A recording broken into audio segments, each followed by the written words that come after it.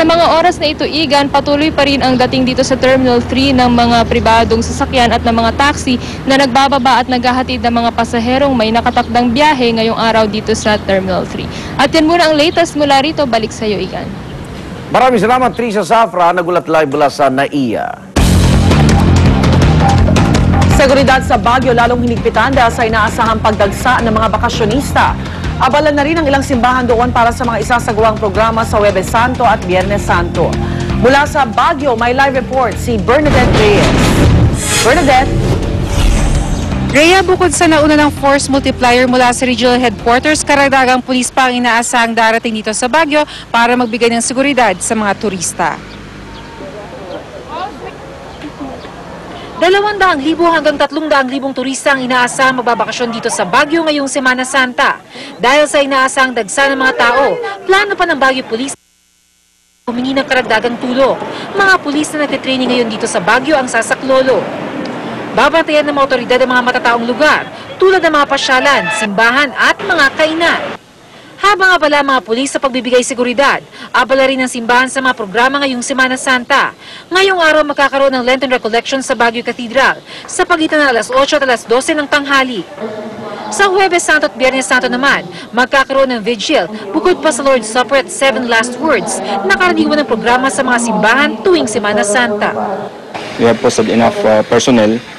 As early as now, mayroon na po and we are still waiting for some augmentations. At kahapon lang po nag-augment na po tayo at sila na po yung nakadeploy na iba, ma'am. Rhea, bukod sa mga pulis, may mga civilian volunteers na rin na tumutulong sa pagbibigay ng seguridad. Pati nga mga Boy Scout at Girl Scout ay nakitulong na rin. Rhea? Maraming salamat, Bernadette Reyes, nag-uulat live mula sa Baguio City.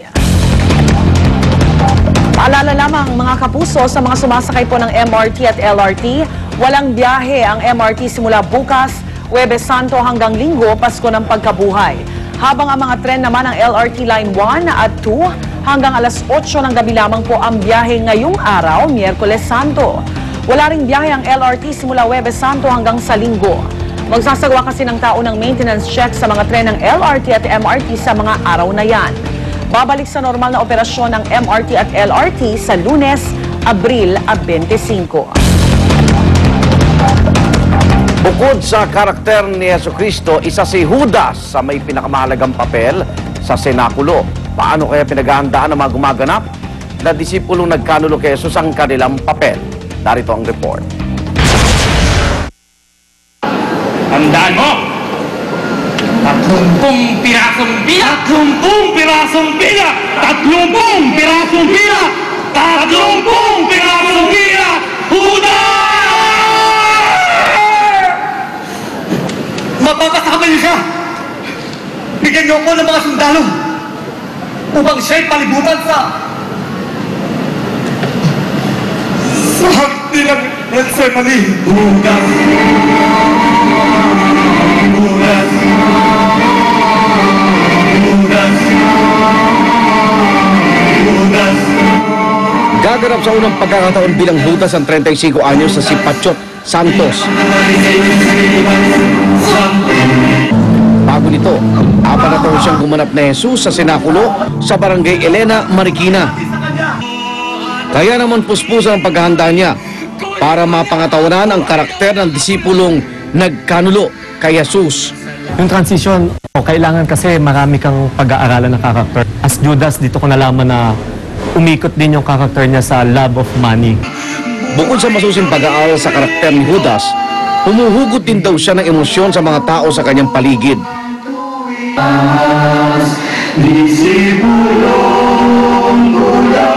There's a little Judas in everyone. Kahit ako, aminin ko, sarili ko, nandun yung nagiging traitor tayo sa isa't isa.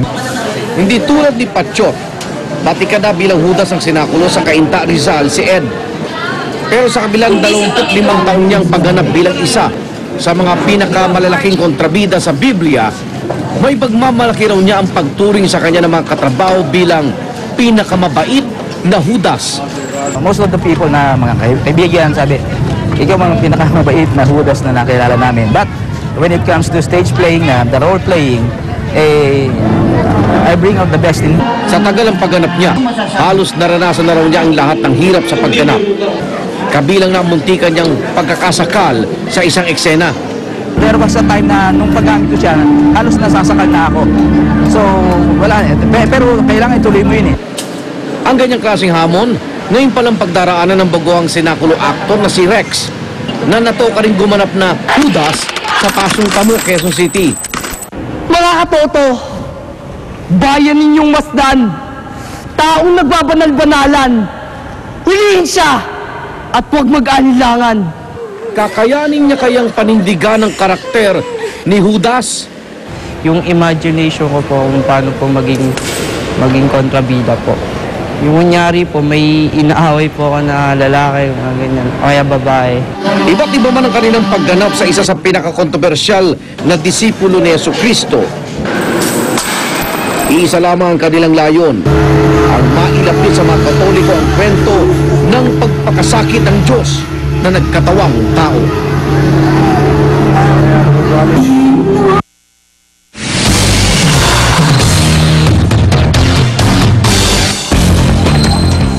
Labi ng aktor na si AJ Perez nakaburol na sa Christ the King Chapel sa Quezon City. Pansamantala namang nakalaya ang driver ng bus na nakabanggaan ng van ni Perez matapos makapagpiyansa. Narito ang report ni Julius Segovia. Patuloy ang pagdagsa ng mga kaanak at fans ng young actor na si AJ Perez sa kanyang burol sa Christ the King Chapel sa Green Meadows, Quezon City.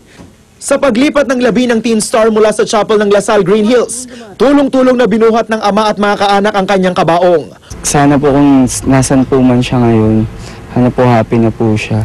Tsaka siguro po tapos na rin po yung mission niya dito sa mundo. AJ, I love you, mamimiss ka namin sobra. Pinatawa naman ang 30-day preventive suspension ng bus na sangkot sa banggaan. Pero pagkatapos ng Semana Santa, posibleng maisama raw sa suspensyon ng 47 pang bus ng Partas na kabilang sa prangkisa. Pati mga driver nila, kailangan din daw mag-training. Sa regulasyon kasi ng LTFRB, kahit isang bus lang ang nasangkot sa aksidente, lahat ng unit sa ilalim ng prangkisa nito, suspendido. Ayaw lang kasi namin na ito nga, we issue special permits just to accommodate the passengers, tapos biglang magsususpend kami ng so many bus units na mapaparalyze din yung operations, not only the operations, yung passengers natin nahihirapan din, baka magkaroon ng shortage sa biyaheng panorte. And yung drivers will be required to undergo training at saka drug testing. Bagamat nagpapasalamat ang pamunuan ng Partas Bus sa konsiderasyon ng LTFRB, maghahain pa rin daw sila ng motion. It is a welcome note, although it is not acceptable to us because we feel that the accident was not the fault of the driver of Partas. Maliwanag naman yung police report for everybody to see kung paano talaga nangyari yung aksidente. Pansamantala namang nakalaya ang driver ng Partas Bus na si Julie Brillantes matapos magbigay ng 15,000 pesos na cash bond. 30,000 pesos ang itinakdang piyansa ng Tarlac Provincial Prosecutor's Office para sa kasong reckless imprudence resulting in homicide, multiple physical injuries at damage to property. Pero pinayagan ng Moncada Municipal Circuit Trial Court ang motion para pababain ang piyansa. Nauna nang nakalaya ang driver ng van na si Christopher Bautista matapos magpiyansa ng 16,000 pesos. Sana naman wag nila akong sisihin sa pangyayari yun. Kasi talagang wala akong alam doon.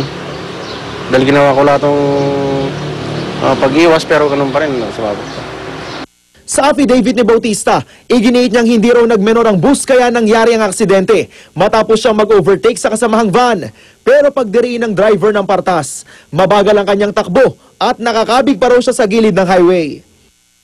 Pag gugulong talaga, pag binabunggo ko, kung mabilis ang takbo ko. Sa liit no, ang laki-laki yung bumunggo. Naibaba ako, sir, sa shoulder. Dahil nagminor na ako. Naibaba mo siya? Naibaba ako. Kung hindi ko naibaba sa shoulder, sigurado ang tama noon, talagang mukhang-mukha noon. Kung hindi ko naitabi yung sasakyan ko. Isa-subject namin si Mr. Brillantes sa disciplinary action, disciplinary committee para determine kung meron nga ba siyang liability dun sa aksidente nangyari. Para naman maiwasan ang aksidente, may payo ang pulis sa mga driver. Before na mag-overtake ka, dapat clear. Yung wala ka bang masasalubong. Kung nakakomboy ka naman, yung kalkulasin mo na may ila ka sa likod, dapat yung lead car, dapat alam niyang makakapasok din. Para sa unang balita, Julio Segovia reporting.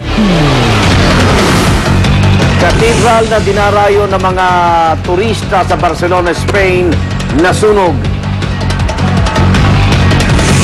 At sa gitna ng paghahanda para sa kasal nila ni Kate Middleton, muling balikan ang kwento ng pagkabata ni Prince William.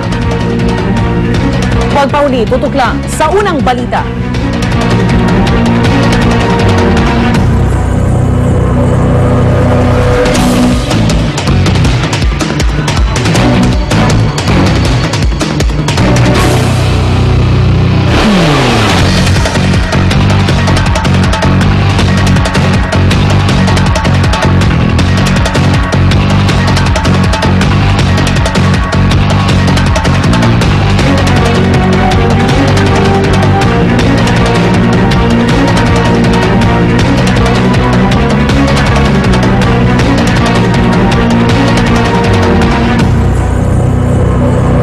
Saya ng umaga kapag kasama ang unang hirit barkada at CDO Ulam Burger.